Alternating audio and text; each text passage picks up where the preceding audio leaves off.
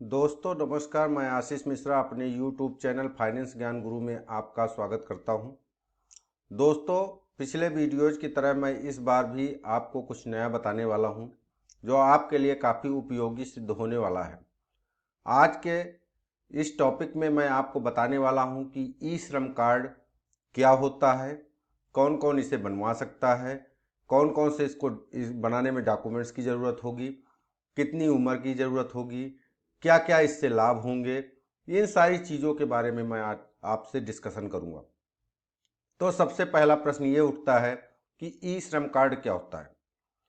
ई श्रम पोर्टल पर रजिस्ट्रेशन करवाने वाले कामगारों को ई श्रम कार्ड जारी किया जाता है। ई श्रम कार्ड पर यूनिवर्सल अकाउंट नंबर होता है, मतलब एक ऐसा नंबर जिसके द्वारा आप पूरे देश में कहीं भी चले जाएंगे, आपको उसके माध्यम से ये जानकारी हो जाएगी किसी भी नियोक्ता को कि आप कौन हो, क्या काम करते हो, कितने दिनों से काम करते हो, किस तरह का हुनर है आपके पास, इन सारी चीज़ों के बारे में जानकारी हो जाएगी, जो पूरे देश में मान्य है। इस कार्ड की मदद से कामगार देश में कहीं भी और कहीं भी तमाम सामाजिक सुरक्षा योजनाओं का लाभ ले सकते हैं। करीब 1/3 से अधिक श्रमिकों के पास अब श्रम कार्ड हो चुका है।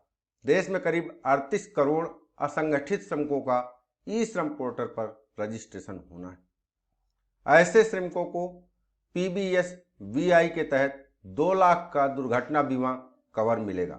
भविष्य में असंगठित कामगारों के सभी सामाजिक सुरक्षा लाभ इस पोर्टल के माध्यम से प्रदान किए जाएंगे। तो जैसा कि आपको मालूम है कि पहले जो हमारे यहाँ के मजदूर हुआ करते थे, वो कहीं भी जाते थे तो उनको काम के माध्यम से काम के लिए काफ़ी इधर उधर घूमना पड़ता था। कोई उनको जल्दी से काम नहीं देता था कि यह बाहर का है, ये है, ये वो है, इस तरह की बहुत सारी बातें होती रहती थी। लेकिन आज वह कहीं भी काम कर सकेगा, कहीं पर भी वह अपना हुनर दिखा सकेगा, कहीं पर भी वह अपने लिए रोजी रोटी की तलाश कर सकेगा। साथ ही उसको एक सुरक्षा दुर्घटना बीमा का कवर भी दिया गया है, जिसके लिए 12 रुपए आपके 1 साल के रुपए लिए कटेगी। लेकिन जब आप पहली बार ई श्रम कार्ड बनवाते हैं तो उस बार के 12 रुपए भारत सरकार द्वारा जमा किया जाएगा। जो यह 12 रुपए का बीमा होगा वह दुर्घटना बीमा का 2 लाख का कवर प्रदान करेगा। ऐसे असंगठित कामगारों को जिनको किसी तरह से कोई भी सामाजिक सुरक्षा प्राप्त नहीं है, ऐसे लोगों को यह दिया जाएगा। तो इस प्रकार दोस्तों, आप लोग जैसे जानते हैं कि इसका बहुत अधिक लाभ मिलने वाला है, ताकि जो भी हमारे देश के असंगठित श्रमिक हैं उनको इसके द्वारा लाभ पहुंचाया जा सके।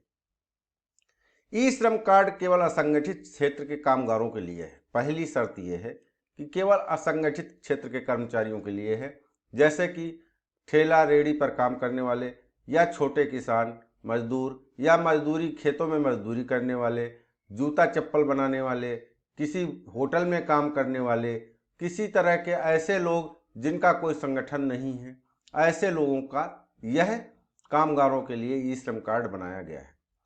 EPSO या ESIC के मेंबर इस श्रम पोर्टल पर रजिस्ट्रेशन नहीं करवा पाएंगे। दूसरी बात यह है, कोई भी कामगार जो गृह आधारित कामगार, सेल्फ एम्प्लॉयमेंट कामगार या असंगठित क्षेत्र में कार्यरत वेतनभोगी कामगार है और ESIP या EPFO का सदस्य नहीं है, वह असंगठित कामगार कहलाएगा, असंगठित कामगार की श्रेणी में आता है। जैसे कि मान लो आपके पास कोई पान की दुकान है, आप पान की दुकान पे काम करते हो, छोटी सी गुमटी लगा रखे हो, या आप कोबलर का काम करते हो, मोची का काम करते हो, नाई का काम करते हो, या फिर बढ़ाई का काम करते हो, इस तरह के कोई भी आप किसी भी तरह का एम्प्लॉयमेंट कर रहे हो, या आप फल विक्रेता हो, सब्जी विक्रेता हो, या मिठाई की दुकान पे छोटा मोटा काम करते हो, तो इस तरह आप इसके हकदार हो।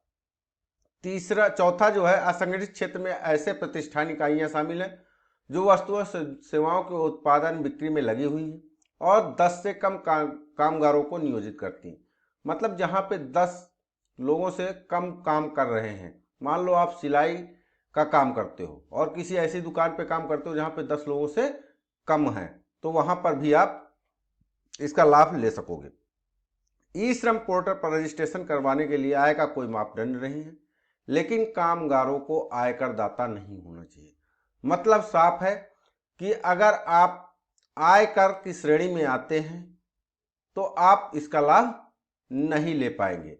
मतलब कि आपको आयकर आपके नाम से नहीं आना चाहिए, यानी कि आपकी जो इनकम है वह 5 लाख रुपए से कम की होनी चाहिए किसी भी हालत में। तो इसका जो चौथा और पांच मतलब वो है महत्वपूर्ण चीज है कि आपका जो है आयकर की श्रेणी में आप नहीं होने चाहिए, ये चीज है। तो ई श्रम पोर्टल पर रजिस्टर्ड श्रमिक को 2 लाख का दुर्घटना बीमा कवर मिलता है, जैसा कि मैंने बताया था, जिसके लिए 12 रुपए आपके कटेंगे हर साल, और जो पहले साल का है 12 रुपए वो गवर्नमेंट ने जमा कर दिया है। ये बहुत ही अच्छी चीज है कि भविष्य में अगर आपको किसी तरह की कोई दुर्घटना होती है तो यह आपको दिया जाएगा। पूर्ण विकलांगता की दशा में 2 लाख रुपए, मृत्यु की दशा में 2 लाख रुपए, अगर आप आंशिक विकलांग हैं तब फिर 1 लाख रुपए के हकदार होंगे। तो ऐसा इसमें है। दूसरा है कि इस कार्ड के लिए उम्र जो है वह 16 से लेकर 39 साल की है। 16 साल से लेकर के 59 साल की उम्र तक आप जो है इसको बनवा सकते हैं, इसमें रजिस्ट्रेशन करवा सकते हैं। इसका पोर्टल आप देख लीजिए, ishram.gov.in है। यहाँ पे आप खुद कर सकते हैं या फिर कहीं भी कॉमन सर्विस सेंटर है, CSC कॉमन सर्विस सेंटर है, वहाँ पे जाकर के आप रजिस्ट्रेशन करवा सकते हैं। इसका निःशुल्क रजिस्ट्रेशन किया जाता है, कामगारों से किसी तरह का कोई भुगतान नहीं लिया जाएगा, लेकिन मैक्सिमम 15 रुपए वह आपके चार्ज कर सकता है जो CSC सेंटर वाला है, क्योंकि वह आपको प्रिंट निकाल कर देगा। उस प्रिंट को देने की एवज में वह 15 रुपए मैक्सिमम आपसे ले सकता है। तो CSC जो सेंटर होगा वहां पे आप जाएंगे तो वहां पे आपको क्या क्या देना होगा, तो क्या क्या देंगे आप, तो CSC सेंटर में कौन सी इंफॉर्मेशन आपको देनी पड़ेगी। तो पोर्टल पर रजिस्ट्रेशन के लिए वर्कर का सबसे पहले तो क्या होना चाहिए, नाम लिखा जाएगा। फिर क्या पेशा करता है, मान लो बाल कटिंग करता है या टेलरिंग का काम करता है, बढ़ई का काम करता है। इसके बाद पता क्या है, फिर शैक्षिक योग्यता क्या है, ग्रेजुएट है, इंटर पास है, हाई स्कूल है, कैसा है, फिर उसके पास किस टाइप की स्किल है, उसके बारे में जानकारी होगी। ये जानकारियां आपको उसको देनी होगी CSC सेंटर वाले को। रजिस्ट्रेशन के लिए आपको आधार नंबर पर जब डालेंगे तो उसमें से डेटा पहले से ही आ जाएगा और कुछ डेटा जो है आपको रजिस्ट्रेशन के लिए भरने पड़ेंगे। तो जब भी आप CSC सेंटर पे जाते हैं इस पोर्टल में रजिस्ट्रेशन कराने के लिए, तो वहाँ पे आपको ये सारे डॉक्यूमेंट्स लगेंगे। मैं बता देता हूँ कौन कौन से डॉक्यूमेंट है। नंबर 1 पे है कि आधार कार्ड लेकर के आपको जाना है। दूसरा है जो नंबर आपका आधार से लिंक है ऐसा मोबाइल नंबर लेके जाना है, जिस नंबर पे आपका मोबाइल पे आधार कार्ड का आपका जो मैसेज आएगा, वह कोड आएगा, वह नंबर आपके पास होना चाहिए। तीसरा जो है आपके पास आपका खुद का बैंक खाता होना चाहिए, वो बैंक खाता के लिए जो पासबुक है उसको लेकर के जाना है। तो इस प्रकार से आपको जो है ये मिनिमम 3 चीजें लेके ही जानी है। यदि किसी कामकार का आधार जो है मोबाइल से नंबर से लिंक नहीं है तो वह CSC सेंटर पे ही बायोमेट्रिक प्रणाली के द्वारा जो है रजिस्ट्रेशन करवा सकता है। मतलब कि आपका नंबर अगर लिंक नहीं है तब भी आपको घबराने की जरूरत नहीं है, आपका जो नंबर है वह तुरंत ही उसी समय CSC सेंटर वाला लिंक भी कर सकता है। तो रजिस्ट्रेशन के जो है 3 तरीके हैं। अब 3 तरीके कौन से हैं वो तो आपको पता ही है। पहला है ई श्रम पोर्टल में आपको जाना है और वहाँ पे ishram.gov.in के माध्यम से सेल्फ रजिस्ट्रेशन कर लो। मान लो आपके पास मोबाइल फ़ोन, आप पढ़े लिखे हो या फिर लैपटॉप है तो उसके माध्यम से आप खुद से भी कर सकते हो, या नहीं है तो फिर CSC सेंटर पे आप जाओ, वहाँ पे करवा लो आप रजिस्ट्रेशन।